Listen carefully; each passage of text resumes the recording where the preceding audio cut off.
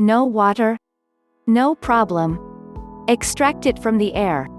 In these uncertain times, we will never know when the time comes that we will have to rely on our survival skills, especially when disaster strikes. Check out these new practical inventions that may come handy when the time comes. It will be survival of the fittest. And the wisest.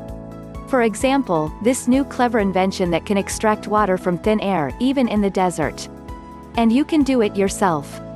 It's based on thechnology that the Israeli, UK and US military already use. It can produce 60 gallons of water per day. You can have all the water you need for drinking, cooking and bathing. NASA is predicting a catastrophic drought in the future. If that time comes, this will be the solution. It is cheap, fast and easy to build. Yes, you can build your own portable water generator that can extract water from air. This device can suck in humid air and cool it down. Based on a simple condensation principle. It's like an air conditioner, but more efficient because the water is also drinkable.